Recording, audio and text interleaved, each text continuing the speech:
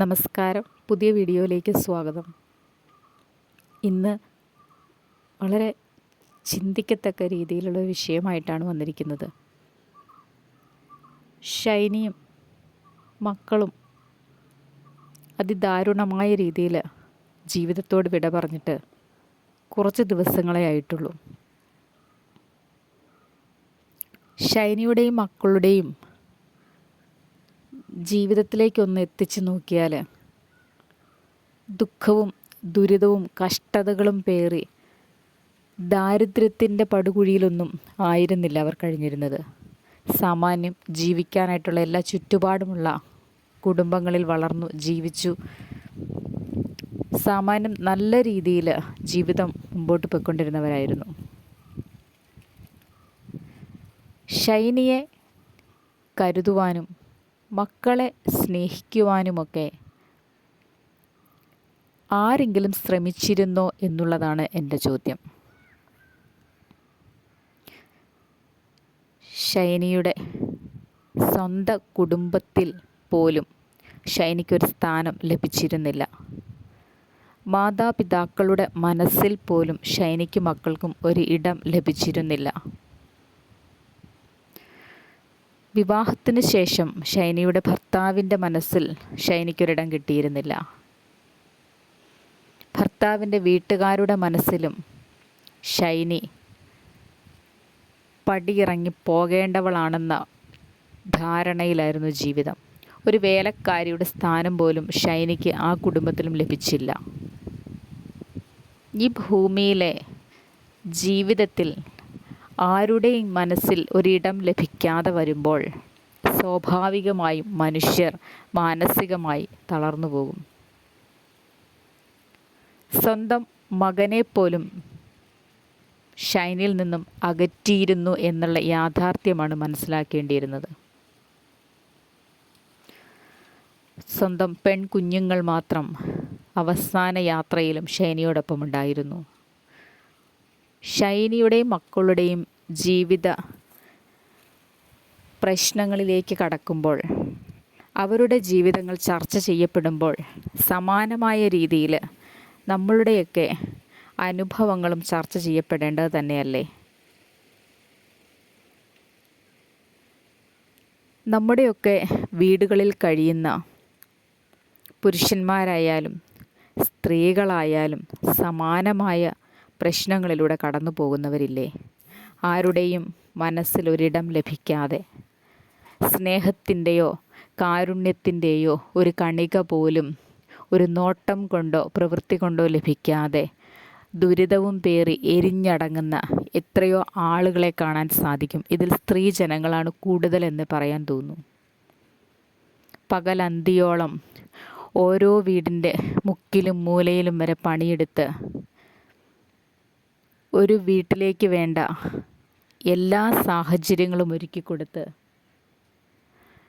മടുത്ത് ക്ഷീണിച്ച് തളർന്ന് കിടക്കുന്ന വ്യക്തികളെ കാണാൻ തയ്യാറാവുകയോ അവരെ ഒന്ന് ചേർത്ത് പിടിക്കാൻ തയ്യാറാവുകയോ ചെയ്യാത്ത എത്രയോ മാതാപിതാക്കൾ, എത്രയോ ഭർത്താക്കന്മാർ, എത്രയോ മക്കൾ നമ്മുടെയൊക്കെ കുടുംബങ്ങളിലുണ്ട്. ഭർത്താക്കന്മാർ അവരുടെ സന്തോഷങ്ങൾക്കനുസരിച്ച് ജീവിതം മുമ്പോട്ട് പോകുന്നു. കൂട്ടുകാരോടൊത്ത് കുറച്ചു പേർ അങ്ങനെ സമയം ചെലവിടും. കുടുംബക്കാരോടൊത്ത് ചിലർ അങ്ങനെ സമയം ചെലവിടും. ഭാര്യയെ തിരിഞ്ഞു നോക്കാൻ പോലും സമയമില്ലാത്ത, താല്പര്യമില്ലാത്ത എത്രയോ ഭർത്താക്കന്മാർ നമ്മുടെ ചുറ്റും കാണാം. നേരെ തിരിച്ചും സംഭവിക്കാറുണ്ട്. കരുതുവാൻ ആരെക്കൊണ്ട് സാധിക്കും? സ്നേഹത്തിൻ്റെ, ചേർത്തുപിടിക്കലിൻ്റെ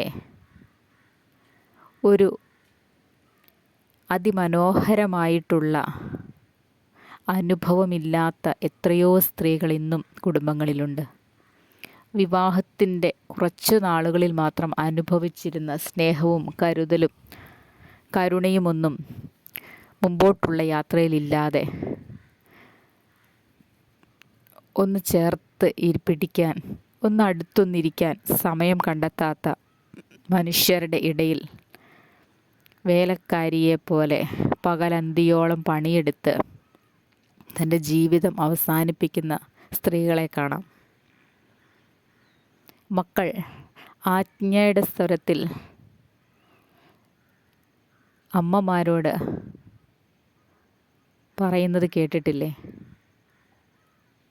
ആജ്ഞാപിക്കലാണ് ഇന്നത്തെ തലമുറയുടെ. സ്നേഹത്തിൻ്റെ സ്വരമൊക്കെ മാറി ആജ്ഞാപിക്കലായി മക്കൾ. ഭർത്താവും ആജ്ഞാപിക്കലാണ്. മാതാപിതാക്കളും സ്നേഹത്തിൻ്റെ ഭാഷയിൽ സംസാരിക്കുന്നതൊക്കെ മറന്നു.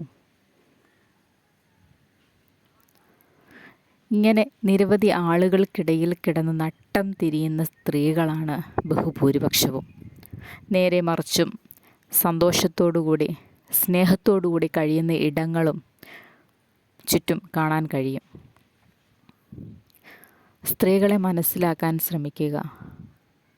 ആരുടെയും മനസ്സിൽ ഇടമില്ല എന്ന് തോന്നുന്ന ഇടങ്ങളിൽ നിന്നാണവർ പുറകോട്ട് പിന്തിരിഞ്ഞു പോകുന്നത്.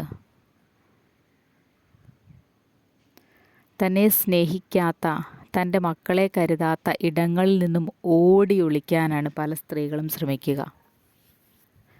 തനിക്കൊരു സ്ഥാനമുണ്ടെന്ന് തോന്നുന്ന ഇടങ്ങളിൽ നിൽക്കാനാണ് അവർക്കിഷ്ടം.